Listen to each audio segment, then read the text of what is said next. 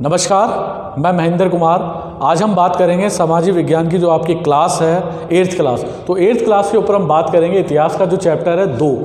ठीक है, इसी इतिहास के चैप्टर का ये पहला पार्ट है, पहला वीडियो है। तो इसके ऊपर हम बात करेंगे ईस्ट इंडिया कंपनी का पूर्व में आगमन, यानी ईस्ट इंडिया कंपनी के आने से पहले वो कौन कौन सी परिस्थितियाँ थी पूरे भारत में, उसके ऊपर हम बात करेंगे। तो चलिए इस वीडियो को स्टार्ट करते हैं।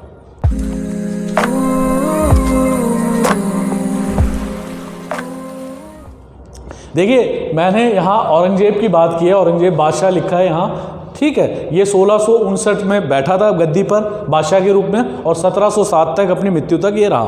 तो 1707 में 35 यानी दस्त के कारण औरंगजेब की मृत्यु हो जाती है और औरंगजेब की मृत्यु के बाद जो है उसका शासन जो है वो स्थिर हो जाता है, यानी जो उसके आने वाले जो बादशाह थे भारत के सिंहासन के, वो ज़्यादा लंबे समय तक नहीं रहे। आंतरिक षड्यंत्र और विद्रोह के कारण जो है मौत को प्राप्त हुए और भारत में जो शासन व्यवस्था थी वो अस्थिर हो गई। उसी दौरान जो है भारत में जो है, अगर मैं 16वीं से 15वीं शताब्दी की बात करूं, मुगल बादशाहों की समय की बात करूं, तो जो है भारत में कई ऐसी चीज़ें थी जिनके लगाव के कारण यूरोप के बाज़ारों में भारत के बने हुए बारीक सूती के कपड़े, रेशम के अलावा काली मिर्च, लौंग, इलायची और दालचीनी की ज़बरदस्त मांग थी। इन वस्तुओं की मांग होने के कारण जो है यूरोप के जो व्यापारी लोग थे वो भारतीय बाज़ारों से आकर्षित थे और भारत में जो है व्यापार करने के लिए बड़ी बड़ी कंपनियों का उन्होंने गठन किया।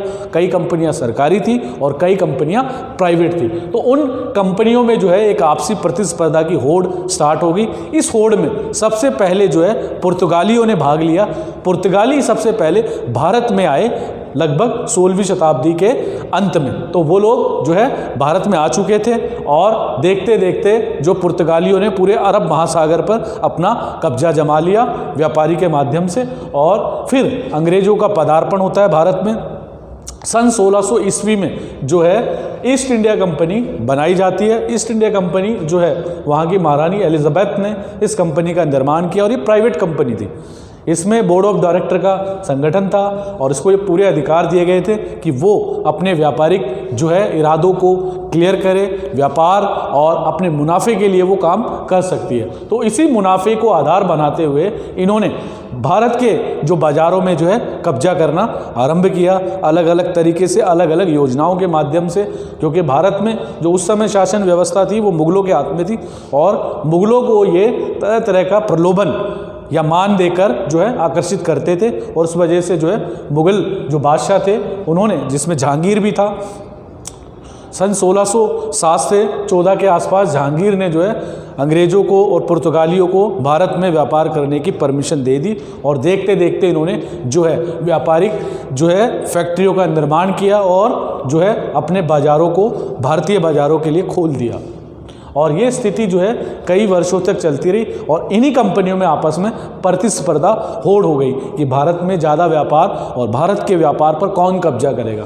तो इन होड़ में जो है सबसे अव्वल रहे अंग्रेज, जो ब्रिटेन वासी थे। ठीक है, इन्होंने बाकी जो यूरोपियन कंपनियां थी जिसमें डच या नीदरलैंड वासी जो थे और अंग्रेज लोग जो थे पुर्तगालियों को हराकर, फ्रांसीसियों को हराकर जो है अंग्रेज सरसरवा बन गए। तो कई युद्धों में इन्होंने हराया और हराने के बाद में जो है भारत में जो अंग्रेजी व्यापार है उसका ही कब्जा हो चुका था।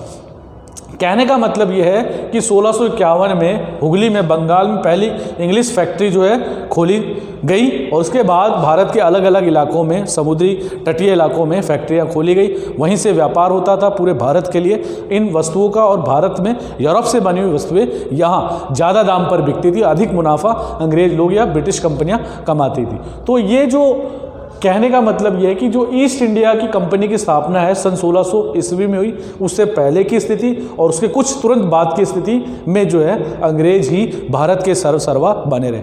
आने वाले जो कई वर्ष थे उसके बाद जो है अंग्रेजों ने पूरी तरीके से भारत की राजनीतिक, आर्थिक और सामाजिक स्थिति पर कब्जा कर लिया। तो ये चैप्टर जो है आपका ईस्ट इंडिया कंपनी से पूर्व की स्थिति, इसमें ये बताने की कोशिश की गई है कि इन यूरोपियन कंपनियों के आने से पहले की उस दौरान की क्या स्थिति थी भारत में, तो जिसमें अंग्रेज जो है फर्स्ट रहे, अव्वल रहे और भारत पर इन्होंने कब्जा अपना बरकरार रखा। तो इस वीडियो में अभी के लिए इतना ही। इसके अगले पार्ट में, सेकंड पार्ट में हम इसके आगे के हिस्से के लिए आपसे मिलेंगे। चलिए, थैंक यू, धन्यवाद।